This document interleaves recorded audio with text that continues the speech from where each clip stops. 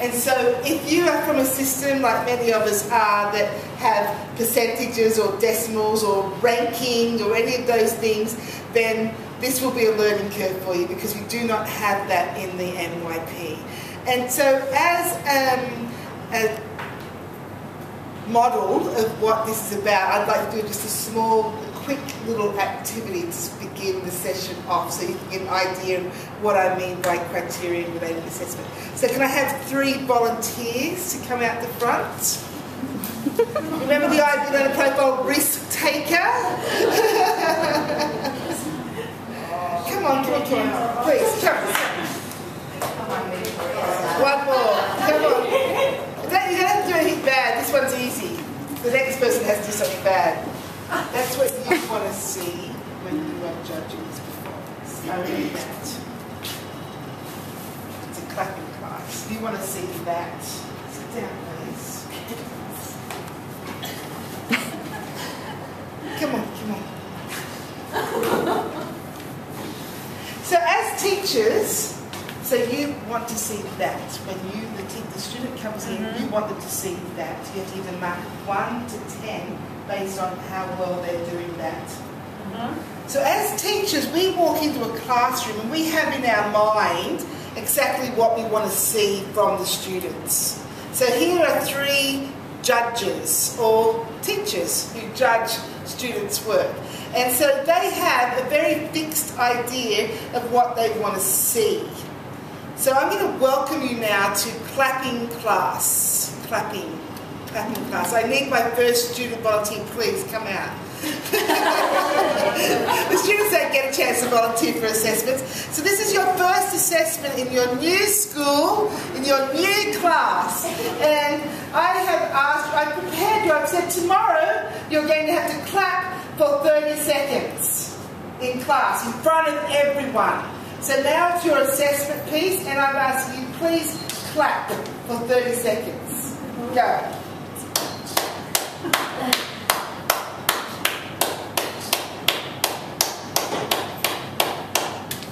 Okay, let's pretend 30 seconds is up. Okay, thank you very much. So, as teachers, we have something that we particularly want to see from this student, and we're going to give a judgment for that student, 1 out of 10.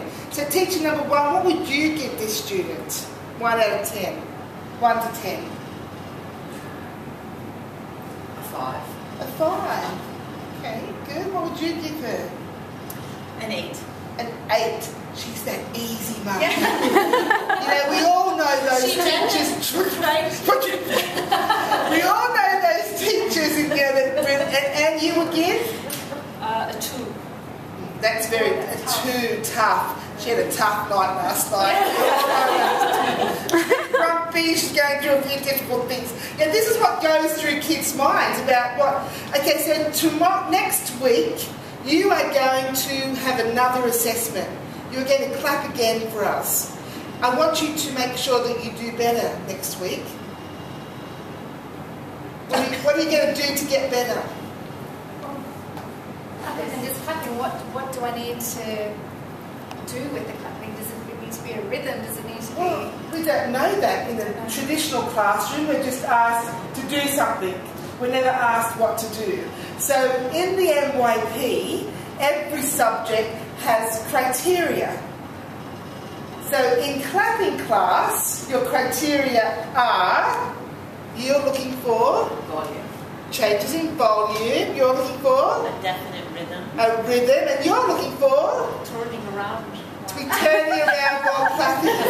Okay, so now we have the exact criteria that has to work for clapping class.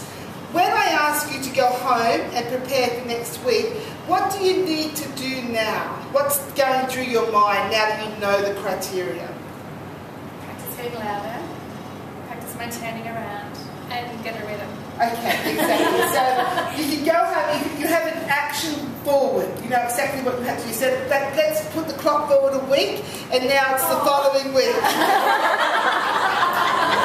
Now that you're very clear on the criteria, what would you do? You can start now. So mean. Teachers are mean. I've got to tell you that bit.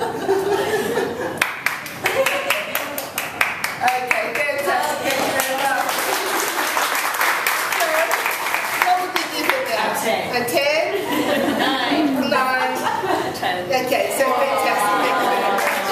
Excellent. Thank you, ladies, for that. So basically, that's just a small little silly activity that I knew you guys would appreciate, just to show the importance of our students understanding criterion-related assessment. This year, with the next chapter changes, the IB listened to parents and students and teachers and made it a little simpler. We don't have to worry about what happened last year. We just have to know this year that every subject has 4 criteria. And every criteria is out of 8. So that's new for our parents who have been in MYP before, but that's a great improvement. Some criteria last year were out of 10, some subjects had 6 criteria, some subjects had 3 criteria.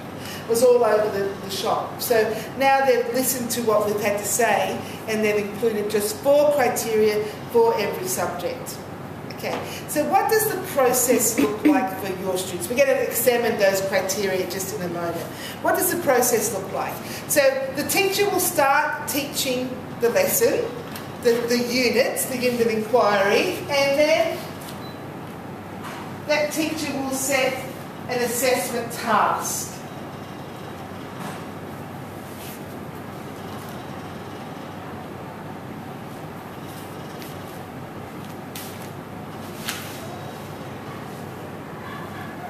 I did have this set up, but my computer goes to sleep.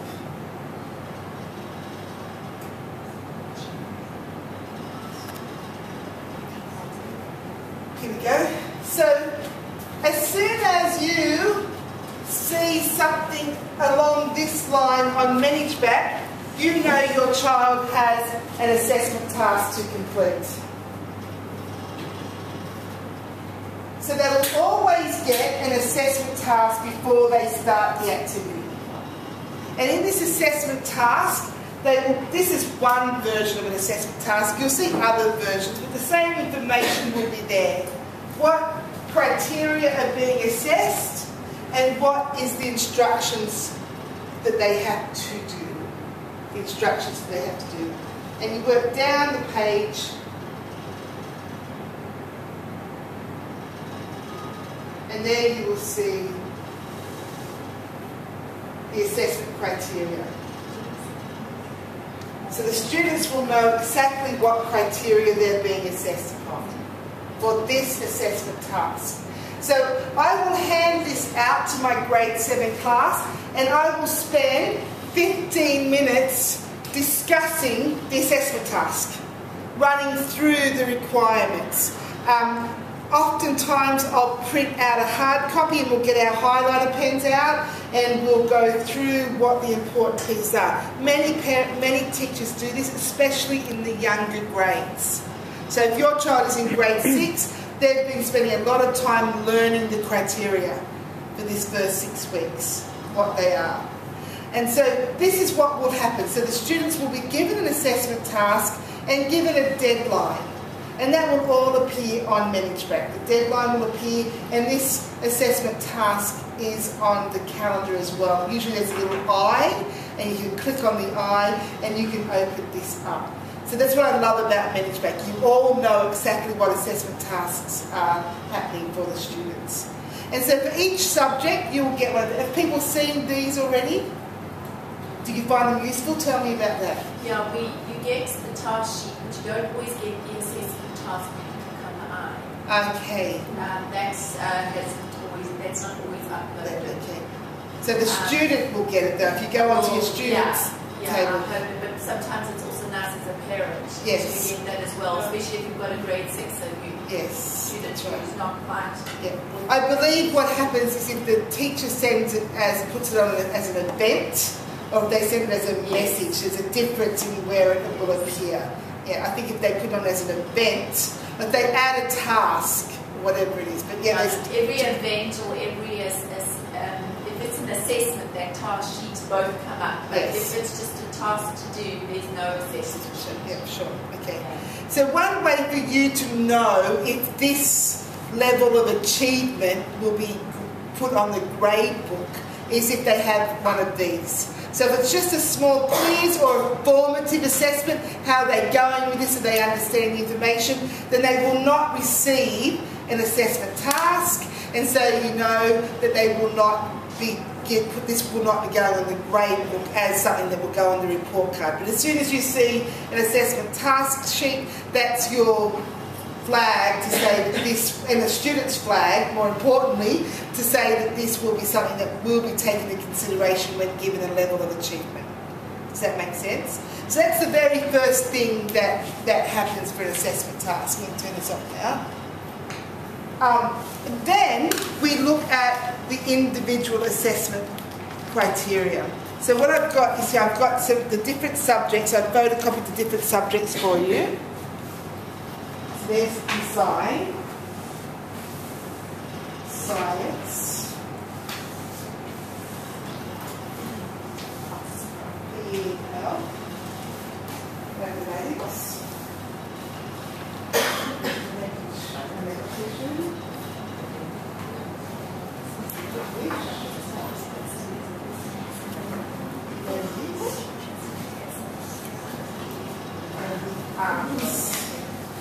so I want you with your partner to have a look, just to take 2 minutes to look through those criteria for me, please. And be ready to tell me what you notice.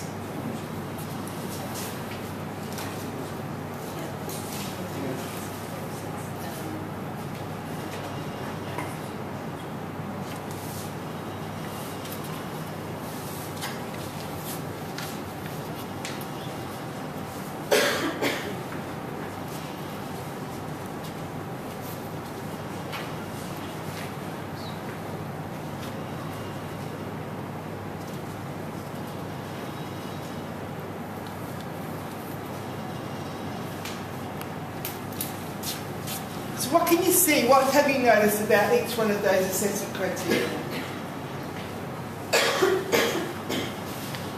What have you noticed?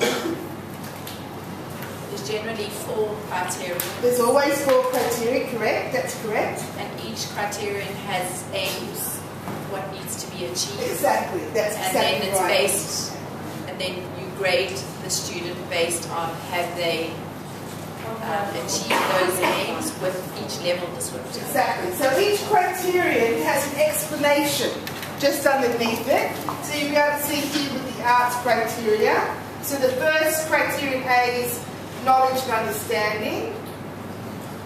So what we're after here is we want to show an awareness of the art form, an awareness of the relationship between the art, and an awareness of the links with knowledge and the artwork created. So you will notice that as we go down through the criteria,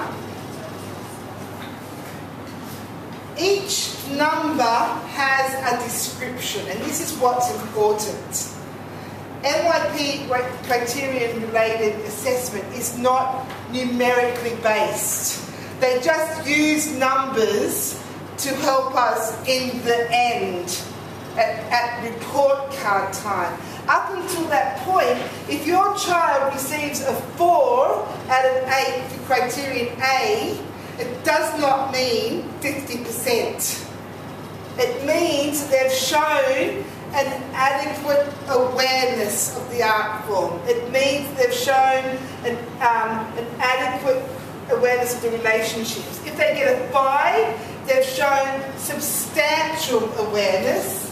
And if they get a 7 and 8, it means they've shown an excellent awareness. So you can see a graduation down through the criterion levels. So we don't say they've got a grade of 4, we say they've got a level of achievement. Their level of achievement for criterion A was a 3. Now here's the tricky bit. Parents ask me, well, why a 3 or a 4? The same words are associated with a 3 or a 4. And this is where a teacher's professional judgment comes into place. Let's imagine I decide it's more than adequate, but it's not quite excellent. I think it's substantial. So I'm in the 5-6 band. And then I need to make a decision of, is it closer to being excellent, or is it closer to being adequate? And as professionals, we sort of start to learn the difference between those two things, and they'll get a 5 if it's closer to adequate, or a 6 if it's closer to excellent. Now, as teachers, we standardise this. So when my grade 7s just completed their task on a Tuesday afternoon, the grade 7 humanities teachers will get together and have a look at the work that the students have handed in. Like I'll take a good and a medium and a poor, and I'll say this is what levels of achievement I gave for Sally. And Betty will say, oh, you're a bit hard with that. I would have given that a 4, and Jen will say, yeah, I think it's rather a 4. And so together we'll actually have a look at the work and make sure that the students in grade 7 as a whole are getting a standardised level of achievement. It doesn't rely on if you've got a hard marker or an easy marker or any of those things, because it's still fairly subjective. What does substantial mean? What does adequate mean? So as teachers in all the subjects, we come to an awareness of what we mean by excellent in grade 7. And that will be different to what we expect in grade 10. And so Miss Alex and Jason will get together in grade 10 and talk about the work in grade 10. The beauty of the way the secondary school works is this, that we do have diploma teachers who teach in the MYP. And that is a real gift, I believe, because the diploma teachers know exactly where these students are headed, what that May exam looks like for the students in grade 7. So we work backwards from that. So we have a benchmark, which is the diploma exam in grade 12. So we use that benchmark to benchmark the years going backwards, planning backwards by design. And so by grade 10, we know exactly where we want them to be successful in grade 11. So we know the standard that we require for grade 7. We know that already in grade 7, they have to be able to get the bibliography right. If they're not being able to do the bibliography now, then they're going to struggle in grade 8, grade 9, grade 10, etc. So we've been able to work backwards on that. So that also helps us work out what is excellent for grade 7 and what is excellent for grade 9. The criteria descriptors are the same for grade 6. Grade 7 and 8 have slightly different wording in the criteria descriptors, and grade 9 and 10 have slightly different wording again. So you may have a child in grade 7 and a child in grade 9, and you'll look at the descriptor and it'll be slightly different. Harder language, basically. So the IB writes these descriptors age appropriately. So this is the grade 6 that I've pulled up here. For the majority of my parents usually in grade 6. They're the ones I've pulled up. Any questions about that? Now, yes, please. You said if it's a 4, it's not 50%, because sometimes we want to like at least for us to know what's his level. Yes. Is he like the upper, the lower? Sure. Yeah. So if you look at a 4, and it says it's adequate. So the word adequate is satisfactory. That's the word adequate is for a 4. Then you look at a 5 and you see that that is substantial. And you think to yourself, do I want my child to be adequate or do I want them to be substantial? I really want them to be excellent, right? Good, very good, excellent is matching the... Basically, that's correct. So this adequate, let's have a look at another criteria, how they word that, a 4 and a 5. Has anyone else got a criteria in front of them they could share with us what a 4 says?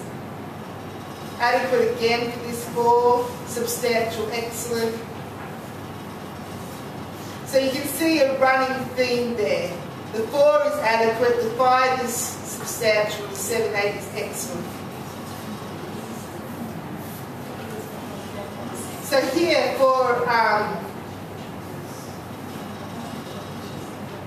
humanities, the 3, 4 says satisfactory, not adequate. The 5, 6 once again says substantial, and the 7, 8 says excellent. Okay, so you see your 3, 4 is satisfactory. your 5, 6 is substantial, your 7, 8 is excellent. They're always striving for the 7, 8. That's their aim, to get the 7, 8. But what we want to see is an improvement throughout those criteria. So what we encourage as teachers are for the students to reflect on not, oh, I got something, a final mark for humanities, but they have to go back to the criterion themselves and work out what criterion didn't I do very well in. So I got a 7 for criterion A, knowledge and understanding, but I only got a 3 for criterion D, communication. What does that say about me as a student? It means that I've got to do something about my communication skills. What did the teacher say last time I did a criterion D task? Oh, that's right. I didn't speak very loudly. I didn't make eye contact. I read from the board. Okay, so we actually asked them to examine each actual criterion and what that criterion is asking for. That's what we're teaching the students. That's what we want them to be able to recognise. Not how am I going in English, but which part of the English criteria do I need to concentrate on. So I have a student in my grade 10 class who's unhappy with her English mark. But I said to her, what part of the English mark are you unhappy with? Did you get okay in your content, in your knowledge and understanding, criterion A, but actually it was your language usage, criterion C, that was low. And okay, we know that. This is the first time you've been in English-speaking school. We understand that we've got to develop our grammar and our syntax and our sentence structure. That makes sense, right? So there's no use feeling bad about yourself because you didn't quite get the mark you wanted. You need to concentrate on what criterion I need to work on. How do I get the teacher to help me with that? How do I reflect? So at the end of each assessment task, we ask the students to reflect. How did this go? What can I learn from this assessment task? Which is really important. What can I learn from this? What do I need to do next time with my clapping? So I don't just continue to get a 3 out of 8, 3 out of 8, 3 out of 8. I have an action plan.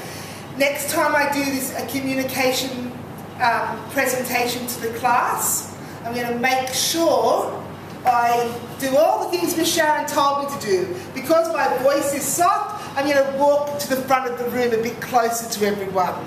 Instead of looking at people's eyes, because that freaks me out, I'm going to look just above their heads. So it still looks like I'm making eye contact, but I'm actually not. Okay, so I get the students and other teachers, all teachers, write down these specifics of what they can do. Now, what happens in some subjects, like mathematics? Okay, the kid doesn't get it, doesn't understand the maths. So there might be, it's no use saying try harder, work harder. That means nothing. Like if I said to you, go away and work harder on that clapping, you wouldn't have had a clue what you needed to do, right? So that's where other strategies are put in place. For maths, for example, we have the MYP. So the teachers will give them units that they can practice to get better. We have the maths help every Wednesday. So if they're having difficulty, they know that on a Wednesday there's a whole group of students and teachers there waiting to explain that concept to them again. They can ask specifically the teacher, I still don't get this, can you help me with this? So it's important for them to take responsibility for their learning. And that's what the criterion-related assessment allows them to do. It's not the teacher in the driving seat. It's just the teacher as a sat-nav, really, like telling them the path that they're on, how they're doing, and for them to recognise, well, this is where I need to concentrate my efforts, this is what I need to get better at. I need to ask my teacher, how do I get better at that? So my grade 7s did their first oral presentation. They weren't fantastic at it. It was the first one for the year. Some of them were outstanding. Some of them were, so that's my chance as a teacher to see they didn't do so well with that. We need to do another oral presentation pretty soon so they can practice those skills again and get better at it and get more confident. And that's what the teachers will be doing with them because it's based on those criteria. Does that make sense? So everything they do, they'll be getting a level of achievement based on the words in that criterion description. They won't always do every strand. They might just do one of those strands for this criterion. So assessment will be continuous. So as we come through a unit, 3 weeks in, we can do an assessment task. We don't have to wait until the end of the unit to do the assessment. It will be and should be continuous throughout the unit. So 3 weeks into a new unit, you should expect an assessment task this day to come out. Usually in mathematics will be their investigation, and then they'll have a test in mathematics normally at the end. Humanities, they will very rarely have a test at the end of the unit because we've been every 2 weeks doing a new task. In science and maths, they're the 2 subjects that tend to have the end of unit test. But in design, you know it's a cycle. They investigate, they research, they plan, they create, they evaluate. So each part of that cycle is assessed when they're finished doing that for design. So all the subjects will have their own way of organising the assessment. It will not just be tests. The idea is that every child and their learning style will have an opportunity to communicate their knowledge. So the kid who's great at drama yesterday had a chance to enact the Battle of Hastings for the class. So yeah, he had a chance to communicate his understanding in that way. Parents often want the test. And so the MYP, you will not only get the test. Does it mean we never do tests? No. We will still do tests as and when it's appropriate for that subject. But it won't only be tests. It'll be oral presentations, PowerPoints, posters, songs, radio clips. It'll be all of those things. Any way that students can communicate their understanding of the knowledge. That's what's encouraged. In the same way, we want to make sure that we are preparing them to take an exam, because that's what they all need to do at some point in time in their lives. So we do have exam week in March. This year will be the 9s and 10s only. Because we have 80-minute classes, we can do tests in class with the younger grades. But in those 9 and 10, those classes, they go up to the library, they have to have a little plastic bag, they're not allowed to talk to their friends, they sort of learn exam etiquette. Not to talk, not to make eye contact, all of those things. And by the time they get to grade 11 and they're doing their first mock exams, they've had an experience with an exam hall situation. We've found the 6s, 7s and 8s, it's a waste on them. They're too young to really appreciate that practice, and it doesn't make sense. So pedagogically, we've decided that it doesn't make sense for them to do an exam week situation. So exam week will only be 9 and 10. So does that mean that that exam is the only thing that's taken into account? No. So assessment being continuous, the data is continuously collected and judgments are made. So with ManageBack now, you will have your graphs, which are awesome. So once you get a few more assessment tasks under your belt, you'll have criterion A, and you'll have a graph here with different colours showing how your student has achieved in criterion A for the year. And over here there'll be, this was the quiz, this was the presentation, and they'll be colour-coded so you know what mark they got for what subject.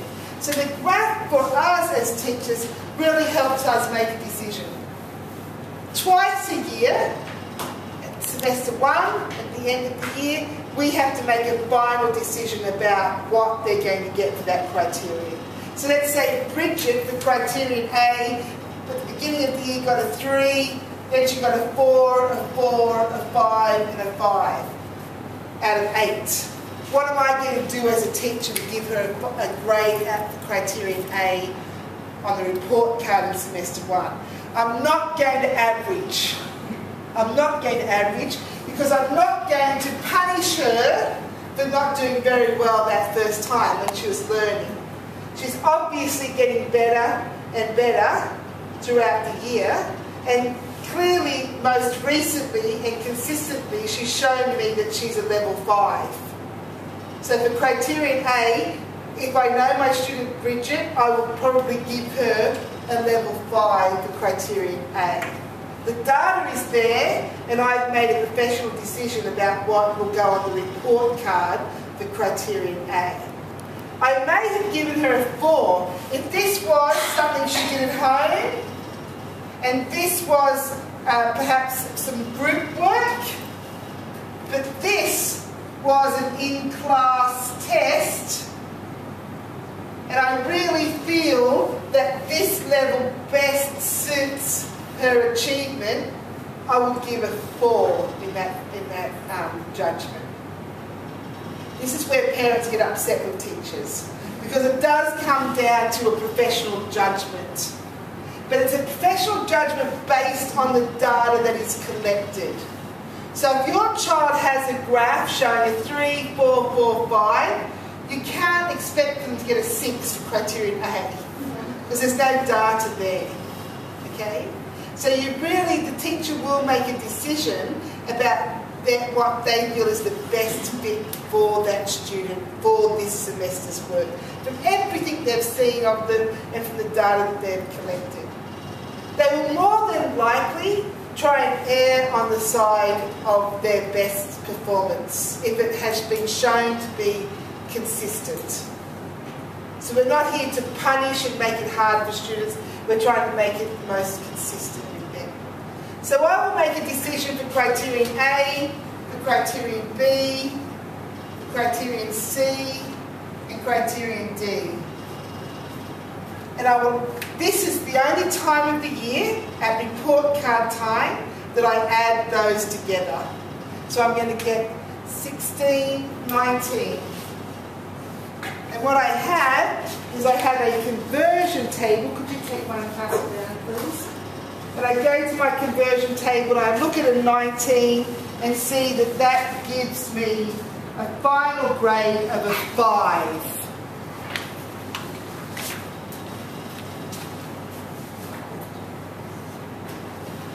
So that's what that child will get on the report card. Tell me which one of these numbers means the most to you. As a parent, which one of these numbers tells you the most? The 5? You like this final 5? Because it means, what does a 5 mean? A 5 means high quality work, communicates, consistent understanding, concepts. So we're pleased with the 5. We like that 5. That's not what it tells me as a parent, but that's just because I have a different focus. That's okay. I'm happy they've got a 5. Anyone else? What other number might mean more to them? I would look at that 3. Okay. So for me as well, as a mum, I'd be saying, what's going on here? Because all assessment is supposed to tell us something about the achievement. It's not about a number at the end. So, oh, I got 80%. What does that mean? What does 80% mean anyway? In Indonesia, 80% meant a near failure. In Australia, it's pretty good to get 80%. Okay, so 80% means different things in different cultures. Okay, so the 80% doesn't mean anything. But this criterion D, I know that I'm talking about individuals and societies. I know this is communication. So I'm thinking, what do I need to do? How am I going to talk to my child about this idea of communication? Or this could be my grammar section in English. Okay, what can we do as a family? What can I do now to support my child in being a better communicator? Or doing better in their grammar, or doing better. So this actually helps you spearhead assistance for your student, because it shows you exactly the area that they need to show development in. So it's awesome they got the 5. We're really happy they got the 5. That's a great mark, a final mark level of achievement to get. But this tells us the story of our child's strengths and weaknesses. So I really want you as parents to be reading the story. Okay, this is the end of the story. That's great, wonderful. We all want our children to get 6s and 7s. If they get all 6s and 7s, they're on the honour roll. That's wonderful. Excellent. But what would be more excellent to me as a mum who's had kids go through this is that in second semester, when I get the report card for second semester, I get a 6, 6, 6, 5. Or even if I get a 5, 6, 5, 5, then I can take a lot of joy in that mark because we worked on this whole idea of communication and there was improvement found. There's improvement seen. Your child, my child, can take a lot of pride in the fact that that criterion D improved because that's where they put their effort, that's where they put their work into it. Does that make sense? Yeah. So it'll only be the semester 1 report card and the end of year report card that you will get this final mark out of 7. So this one would be 5, 6, 11, 16, 21. What was the 21 give me? There you go, see? 5, 21. See what I mean by this? So I still get a 5 at the end, but actually I'm happy as a mum because my gal has shown the improvement in criterion D that we were working on. And I know that she's only one off for next year getting the 6. And now I'm moving in the right direction. So that's why this final grade doesn't really tell the whole story. And that's why that's why it's only given to you semester 1 and semester 2. And the rest of the time you're told this story, where each particular criterion is given a level of achievement that you can read from. Right? Does that make sense? Tell me. And do you have like a case if you have a big difference, like 6, 6, 3, 3? You fall into the 18, for instance, yes. at 4. That's right. Is it like logical to decide on his level?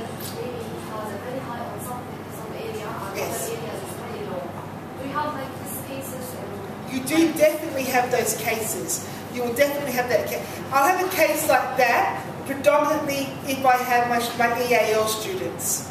So I have an EAL student who's arrived at the school, very, very hard working, will give me a lot of content, a lot of detail, a lot of description, all that stuff with criterion A and B, but his language features are still just developing in an English-speaking school. So that's where I will see that dichotomy, where I will see high content structure, and I don't have to look at the language, I'm just looking, is the information correct, is it detailed, is it explained well? I'm just looking at the information, but then if I have to look at the language usage, that might be where it falls. In humanities or individuals and societies, I will often see students dive down this communication. If they're shy, quiet, they're not comfortable communicating to the other kids, if it's an oral presentation. It might be a poster, and they might do fine in that. Yeah, so that's where it's up to me as a teacher to make sure I give them lots of opportunities to communicate their knowledge to me in different forms. Okay? So this gets important only, well, it's always important because we want to know how they're going. In grade 10, as they embark on the diploma, and I'll have Mark come and speak to you about the diploma, they need to take 3 higher level subjects and 3 standard level subjects. And for the promotions policy at Raha, we expect them to be able to get a final level of achievement of a 5 in their higher level subjects. Because in our experience, the experience of our diploma teachers, if they're not reaching that 5 level, then they're really going to struggle with a higher level course, and we don't want that for them. We want them to make sure they make wise, good choices for the diploma so that they can be successful. The kids think it's a punishment, but it's actually not. It's about being realistic and making sure that we choose the subjects that they're strong at the higher level. And this helps indicate where they should be to be able to do a higher level subject. My advisory class in grade 10, we say strive for the 5. If you can strive for a 5 in most of the subjects, then you'll have all your bases covered. But I also want them recognising I'm really much better in humanities than science. Even though Dad wants me to be a doctor, I'm not good at biology and physics. It's not me.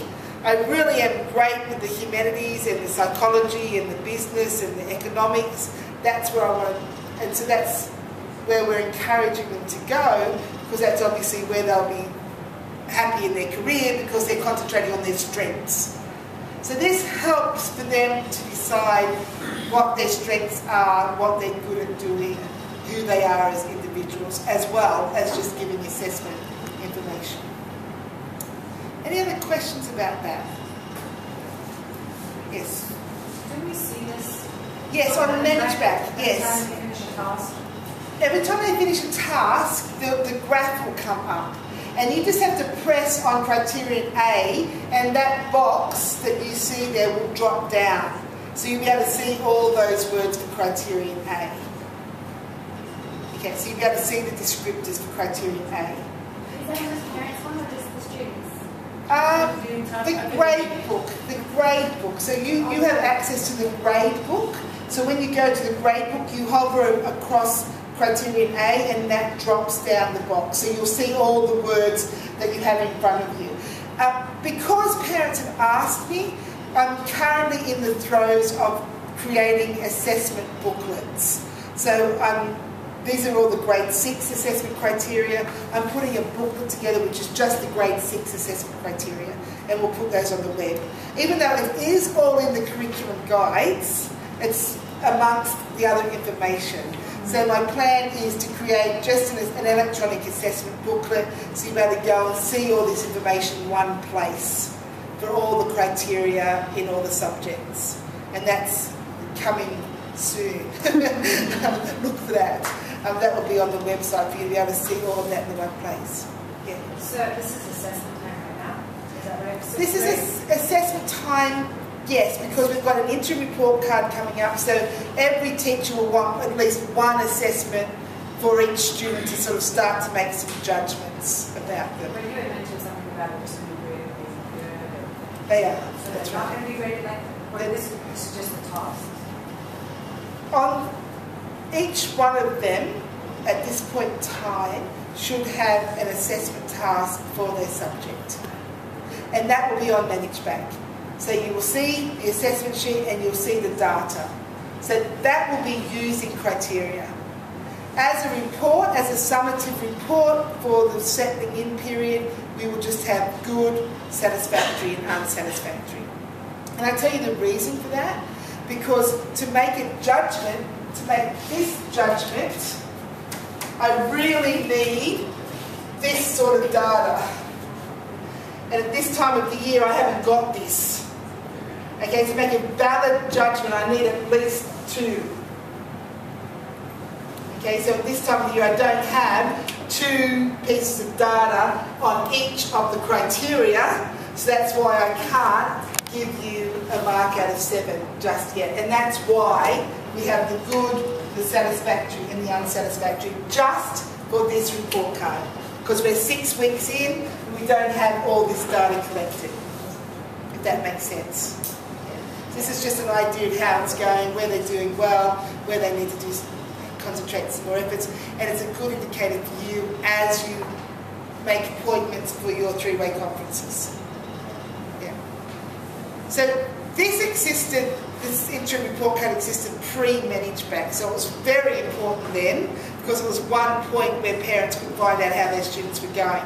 Now that we have Manage Back, you all know exactly how they're going at all times. Because as soon as an assessment is marked, it's on Manage Back. So you will be able to see how that's going. If you have a concern, you can just contact the teacher. The email, once the task is there, the email address will be there as well, so you can easily contact the teacher if you have any concerns. Does that make sense? Is that clear? It's clearer than it was at the beginning. You're learning this, the students are learning this. Okay? They will ask me, but where does that rank me in the class, miss? And I have a little epileptic fit about the word rank, because there's no ranking used in the MYP, because the interest is in this. Each individual child achieving their best potential. That's what the interest is in. So we're not comparing, or we don't have league tables to say you're in the top 5%, you're in the next 10%. That doesn't exist, because it doesn't help your child who struggles with presentation skills and humanities. This helps your child because they know how they're doing in Criterion D and what they need to do to get better in Criterion D. So that's it's a tool for students to be able to use to in fact improve their performance. That's the idea of criteria-related assessment. So they know what they need to do to be the best they can be. And for you to know ultimately how they're doing, of course, which is what we want to know, it gives a very specific feedback about the areas that we need to develop for them to do the best they can. Any questions? I like it. I really love the system. It really is a bit of a bummer that it comes down to grade 12 and I have to sit an exam. That's just the way life is.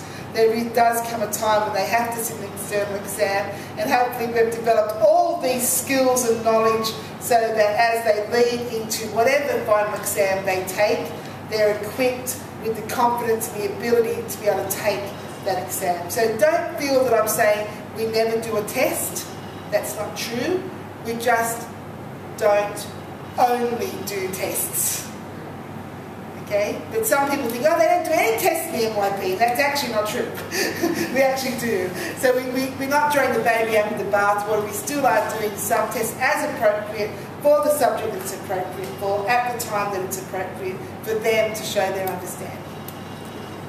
Tests seem important in some cultures, so I'm just trying to appease you if that's important. Yes, it's for us to see the results of the test. Exactly. It's exactly what they can do on their own in a timed assessment So situation. I would add, as they need to do time management to finish this question on time. Exactly, that's right. So that's why we still do tests in timed assessment situations. Yeah. Any other questions? I hope that's made it a little bit clearer. It's a lot easier to explain now. There's only 4 criteria for every subject, and every subject is out of the same. We used to have a conversion table for every subject in the past, because they'd all be out of different totals. So this is a lot easier for me to explain to you and for you and the students to understand the fact there's only the 1 conversion table now. Nothing else? Okay, thank you very much.